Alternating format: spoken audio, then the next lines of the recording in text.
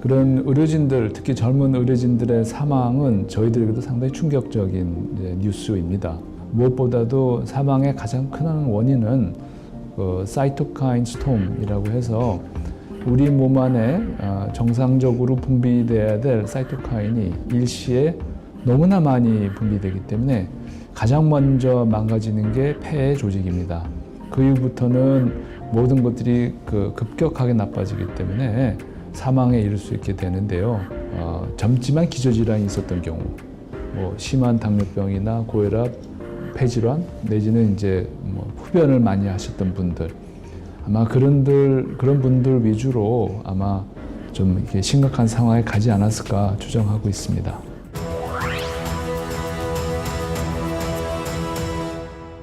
의료인들이 그 병원 안에서 이제 여러 환자들을 대하다 보면 상대적으로 면역이 약하고 나이가 많아지고 이제 기저질환이 좀 중한 상황의 환자들을 만나게 됩니다.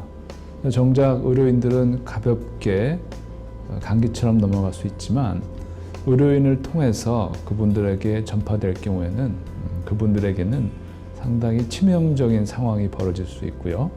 이번 코로나 바이러스로 인해서 불필요하게 그런 고령층의 면역이 약하신 분들이 돌아가시는 일이 없어야 되기 때문에 의료인들은 특별히 이 코비드 19에 감염되지 않도록 많은 주의를 해야 됩니다.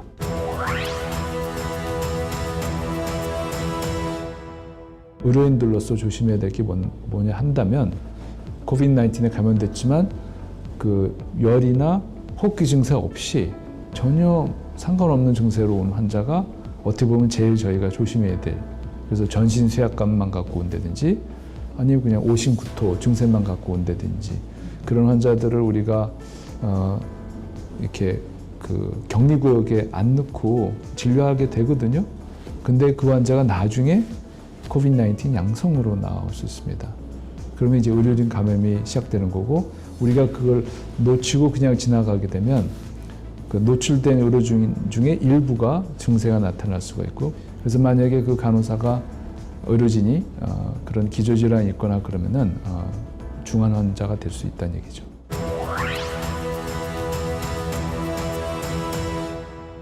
저희가 병원에 내원하는 환자들을 바로 진료를 안 하고 선별 진료라는 걸 먼저 합니다. 그래서 이제 선별진료소에 근무하는 사람은 잠재적으로 내가 코비드 19 환자를 만난다라는 가정 하에서 진료에 임하게 됩니다. 그래서 4중 세트 다 하고 특별히 환자 한 명 볼 때마다 소독 다 새로 하고 그런 식으로 진료하고요. 근데 이제 그 환자들 중에서 나중에 코비드 19 양성이 나오는 환자가 있게 되면 그 공간도 한번 다시 소독하게 되고, 그 환자가 만났던 의료진들을 다 CCTV로 확인을 해서 그 환자를 접촉할 때 충분하게 마스크랑 모든 장비를 했는지 확인하고, 그게 안 됐을 경우에는 자가 격리를 해야 되는 단계를 갈 수 있는 거고요. 그게 완벽했을 때는 자가 격리까지는 안 가고 대신 집중 감시를 해서 2주 동안 이제 매일매일 아침 저녁으로 그 체온과 증세를 확인해서 보고하게 돼 있습니다. 지금 현재는 의심되든 의심 안 되든 저희가 방호복과 마스크는 다 장갑은 다 착용을 하고요. 만약에 그 코비드 19이 의심되는 환자인 경우에는 저희가 모자와 고글까지 다 쓰고 방호복 위에 하나를 더 거치고 진료를 하고 있습니다. 그리고 그 환자 진료가 마치면 바깥에 하나 더 입었던 것은 버리고, 기본적으로 그 코비드 19이 의심이 안 되는 환자도 저희가 방호복은 다 착용하고 마스크도 착용하고 하고 있는데, 그것은 무증상 환자가 섞여 있을 수 있기 때문에 그렇고,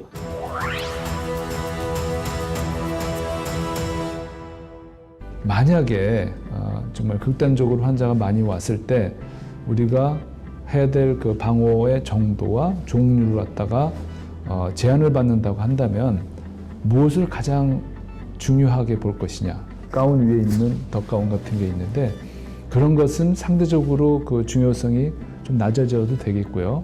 하지만 우리가 정말 꼭 지켜야 될 것은 마스크다. 마스크만큼은 N95 같이 이렇게 완벽한 걸 쓰는 게 좋겠다는 거고요. 그 다음에 이제 장갑을 껴야 되겠고, 마스크 사용하기에 이상적인 원칙이 뭐 한 번 쓰고 버리는 거, 그리고 가급적이면 노출될 것으로 의심되는 상황이 있었다면 바로 교체하고 막 그런 것이 원칙에 맞겠죠. 근데 만약에 그렇게 해서 마스크가 없어지고 그 다음에 쓸 마스크가 없다고 한다면 그거는 안 버리는 게 더 나은 상황이 될 것입니다. 과연 마스크를 언제까지 쓸 수 있느냐에 대한 정확한 답을 아마 제시할 수 있는 사람이 별로 없을 것 같긴 합니다.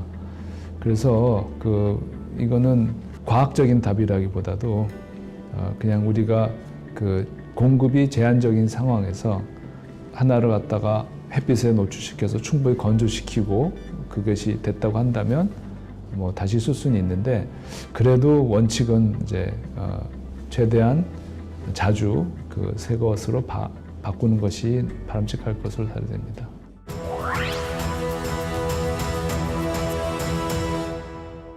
만약에 내 앞에 확진자가 있다고 가정하고 이제 만나기 전에 저희가 방호복을 다 착용합니다. 착용하는 데는 뭐 대부분의 의료진이 설명이 필요 없을 정도로 잘 합니다. 근데 문제는 만나고 나와서 벗을 때 방호복을 벗으면서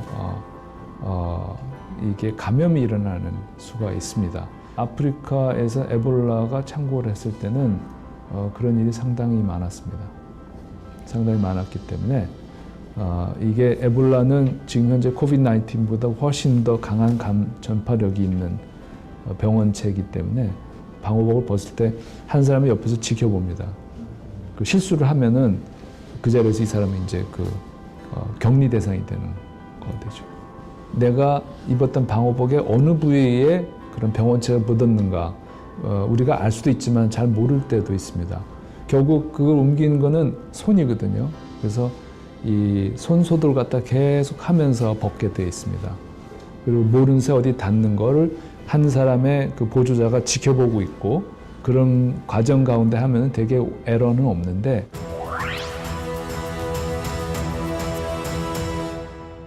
의료진이 의심되는 환자한테서 코비드-19 검사를 하기 위해서 검체 채취를 하는데 채취하면서 옮는 수가 있어요. 왜냐면 이제 면봉을 넣어갖고 검체를 따는데 재치기를 갑자기 할 수 있지 않습니까? 그러면 재치기 할 때 엄청난 양의 비말이 빠른 속도로 그냥 쫙 뿌려지게 되거든요.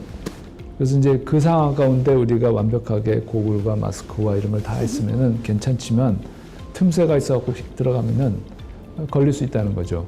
응급선별진료소에서 그런 일을 아예 예방하기 위해서 이제 부스를 하나 만들어서 검사를 받을 환자분이 앞에 들어오고요. 의료진과 환자 사이에는 이제 완벽히 분리되는 유리벽이 있습니다. 유리벽에 손이 이렇게 나와서 검사를 땁니다. 그러면은 저쪽에서 재치기를 하든 뭘 하든 그 유리 공간에 갇혀 있기 때문에 이쪽에 의료진들은 보호되고요. 의료진들은 그 보호장구를 안 해도 됩니다. 그 안에 들어가서 하기 때문에. 그래서 상당히 진료 속도를 빨리 가져갈 수 있는 그런 장점이 있어서 지속적으로 많은 환자의 그 코비드-19 검사를 해야 된다면 그런 부스를 설치하는 게 바람직합니다. 열려있는 외부 공간에서 검사를 할 경우에 의료진들이 노출될 가능성은 조금 떨어지니까 조금 더 안전할지도 모르겠습니다.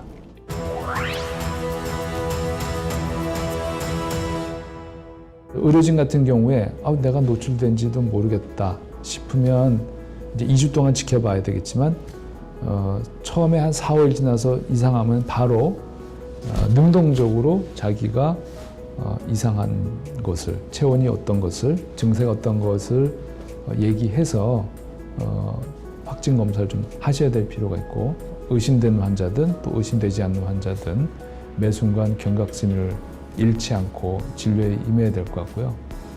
이제는 앞으로 마스크나 손소독이 그냥 무의식 중에도 그냥 본능적으로 하는 그런 습관이 돼야 될 것 같습니다. 1시간마다 한 번씩 최소한 손소독을 하는 습관, 병원 안에서든 병원 밖에서든. 저희뿐만 아니라 저희보다 훨씬 더 중한 환자를 보거나 더 그 열악한 가운데 근무하는 의료진들에게는 더 힘든 상황이라고 믿어지고요. 하지만 우리가 모두 다 한마음이 돼서 연대해서 열심히 이 시간을 지나간다고 한다면 반드시 코비드-19이 끝나는 시점이 올 줄 믿습니다.